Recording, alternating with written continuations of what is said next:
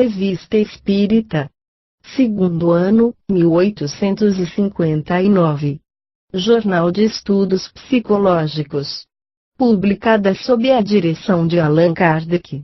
Abril de 1859. Sr. Poitevin, aeronauta. Morto há mais ou menos 2 meses, de uma febre tifoide contraída em consequência de uma descida que fez em pleno mar. Seção da Sociedade Parisiense de Estudos Espíritas, de 11 de fevereiro de 1859. 1. Evocação. Resposta: eis-me, falai. 2. Lamentais a vida terrestre? Resposta: não. 3. Sois mais feliz que de quando vivo? Resposta: muito. 4. Qual o motivo pode levar-vos às experiências aeronáuticas? Resposta: a necessidade. 5. Tinhais o pensamento de servir à ciência? Resposta: de nenhum modo. 6. Vedes hoje a ciência aeronáutica sob um outro ponto de vista do que de vossa vida? Resposta: não, via como a vejo agora, porque a via bem. Vejo sempre aperfeiçoamentos a trazer que eu não poderia desenvolver por falta de ciência, mas esperai, homens virão que lhe darão o relevo que ela merece e que merecerá um dia. 7. Credes que a ciência aeronáutica se tomará um dia um objeto de utilidade pública? Resposta: sim, certamente. 8. A grande preocupação daqueles que se ocupam dessa ciência é a procura dos meios de dirigir os balões. Pensais que a isso se chegará? Resposta: sim, certamente. 9. Qual é, segundo vós, a maior dificuldade que apresenta a direção dos balões? Resposta: o vento, as tempestades. 10. Assim, não é a dificuldade de encontrar um ponto de apoio. Resposta: se conduzissem os ventos, conduzir-se-iam os balões. 11. Poderíeis assinalar o ponto para o qual conviria dirigir as pesquisas sob esse aspecto? Resposta: deixai fazer. 12. Em vossa vida, estudastes os diferentes sistemas propostos? Resposta: não. 13. Poderíeis dar conselhos àqueles que se ocupam dessas espécies de pesquisas? Resposta: pensais que seguiriam vossos avisos? 14. Não seriam os nossos mas os vossos? Resposta: quereis um tratado? Eu o mandarei fazer. 15. Por quem? Resposta: por amigos que me guiaram, a mim mesmo. 16. Há aqui 2 inventores distintos em fatos aeronáuticos, o Sr. Sanson e o Sr. Ducros, que obtiveram rendimento científico muito honroso. Fazeis uma ideia do seu sistema? Resposta: não, há muito a dizer, não os conheço. 17. Admitindo como resolvido o problema da navegação, credes na possibilidade de uma navegação aérea sobre uma grande escala, como sobre o mar? Resposta: não, jamais como pelo telégrafo. 18. Não falo da rapidez das comunicações, que jamais podem ser comparadas às do telégrafo, mas do transporte de um grande número de pessoas e de objetos materiais. Quais resultados se podem esperar sob esse aspecto? Resposta: pouco e prontidão. 19. Quando estáveis em um perigo iminente, pensáveis no que seríeis depois da morte? Resposta: não, estava inteiramente absorvido em minhas manobras. 20. Que impressão fazia sobre vós o pensamento do perigo que correis? Resposta: o hábito havia enfraquecido o medo. 21. Que sensação experimentáveis quando estáveis perdido no espaço? Resposta: perturbação, mas feliz. Meu espírito parecia escapar do vosso mundo, entretanto, As necessidades das manobras me tornavam a chamar sob o vento a realidade, e me faziam recair na fria e perigosa posição na qual me encontrava. 22. Vedes com prazer vossa mulher seguir a mesma carreira de aventura vossa? Resposta: não. 23. Qual é a vossa situação como espírito? Resposta: vivo como vós, quer dizer, posso dominar a minha vida espiritual como dominais a vossa vida material. Nota: as curiosas experiências do Sr. Poitevin, sua intrepidez, sua notável habilidade na manobra dos balões, nos faziam esperar encontrar, nele, mais elevação e uma grandeza nas ideias. O resultado não respondeu às nossas expectativas, a aerostação não era para ele, como se pôde ver, senão uma indústria, um modo de viver por um gênero particular de espetáculo, todas as suas faculdades estavam concentradas sobre os meios de excitar a curiosidade pública.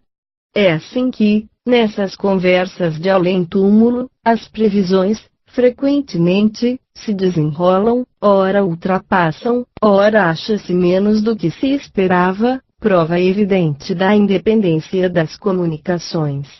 Em uma sessão particular, e por intermédio do mesmo médium, Poitevin ditou os conselhos seguintes para realizar a promessa que vinha de fazer. Cada um poderá apreciar-lhe o valor, nós os damos como objeto de estudo sobre a natureza dos espíritos, e não por seu mérito científico mas que contestável. Para conduzir um balão cheio de gás, encontrarei sempre as maiores dificuldades, a imensa superfície que oferece exposta aos ventos, a pequenez do peso que o gás pode levar, a fraqueza do envoltório que reclama esse ar sutil, todas essas causas jamais permitirão dar, ao sistema aerostático, a grande extensão que gostaríeis de vê-lo tomar. Para que o aerostato tenha uma utilidade real, é preciso que seja um modo de comunicação poderoso e dotado de uma certa presteza, mas, sobretudo, poderoso. Dissemos que ele ocupava o meio entre a eletricidade e o vapor, sim, e em dois pontos de vista. Primeiro, ele deve transportar os viajantes mais depressa do que as ferrovias, menos depressa do que o telégrafo as mensagens. Segundo, não está no meio desses dois sistemas, porque participa, ao mesmo tempo, do ar e da terra, todos os dois servindo-lhe de caminho, está entre o céu e o mundo. Não me perguntaste se chegaríeis a ir, por esse meio, visitar outros planetas. Entretanto, esse pensamento é o que tem inquietado bem os cérebros, e cuja solução encheria de espanto todo o vosso mundo. Não chegareis. Considerai, pois, que para atravessar esses espaços desconhecidos para vós, de milhões de léguas, a luz gasta anos, vede, portanto, quanto será preciso de tempo para atingi-los, mesmo levados pelo vapor e pelo vento. Para retornar ao assunto principal, começando-vos direi que não é preciso esperar muito do vosso sistema atualmente empregado, mas obtereis sempre mais atuando sobre o ar por compressão forte e ampla, o ponto de apoio que procurais, está diante de vós, vos cerca por todos os lados, com ele vos chocais a cada um dos vossos movimentos, ele entrava todos os dias vosso caminho e influi, sobretudo, no que locais. Pensai bem nisso, tirai desta revelação tudo o que puderdes, suas deduções são enormes.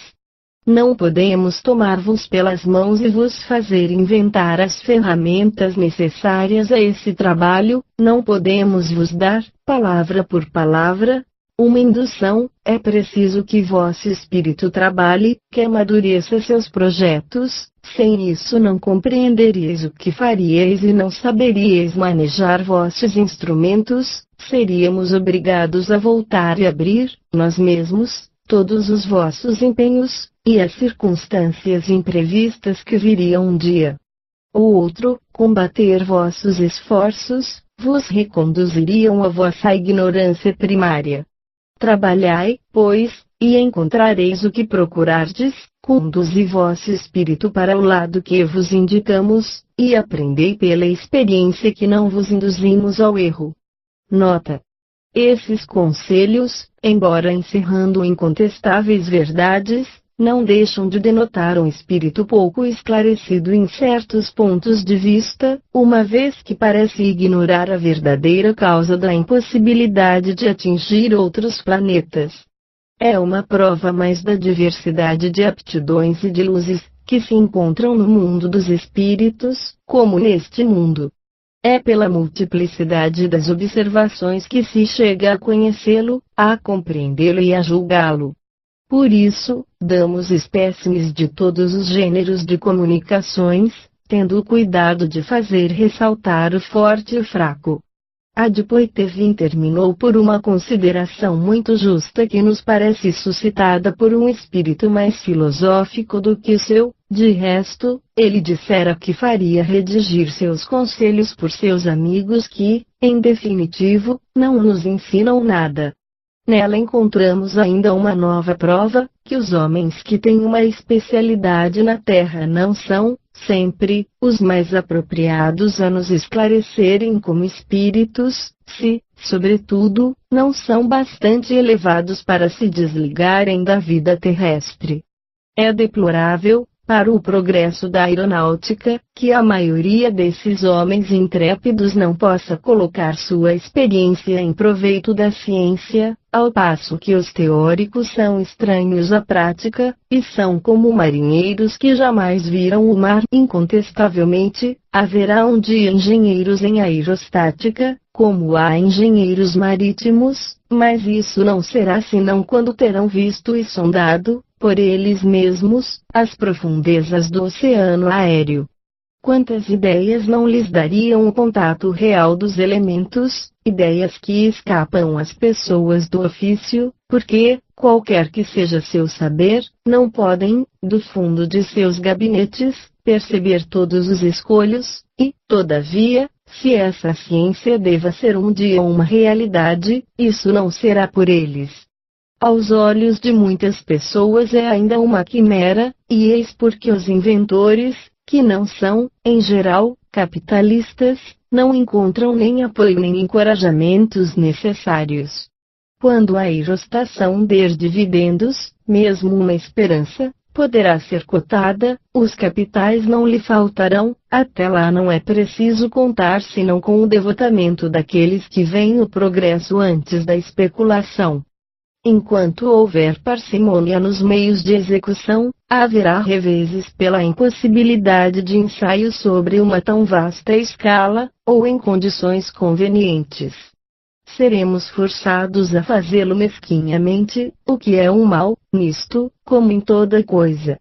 O sucesso não será senão ao preço de sacrifícios suficientes para entrar largamente no caminho da prática, e quem diz sacrifício diz exclusão de toda a ideia de benefício. Esperamos que o pensamento de dotar o mundo da solução de um grande problema, não o fosse senão sob o ponto de vista da ciência, inspire algum generoso desinteresse. Mas a primeira coisa a fazer seria fornecer aos teóricos os meios para adquirir a experiência do ar, mesmo pelos meios imperfeitos de que dispomos. Se Poitevin tivesse sido um homem de saber, e tivesse inventado um sistema de locomotiva aérea, teria inspirado, sem contradita, mais confiança que aqueles que jamais deixaram a terra, e teria, provavelmente, encontrado os recursos que se recusam aos outros.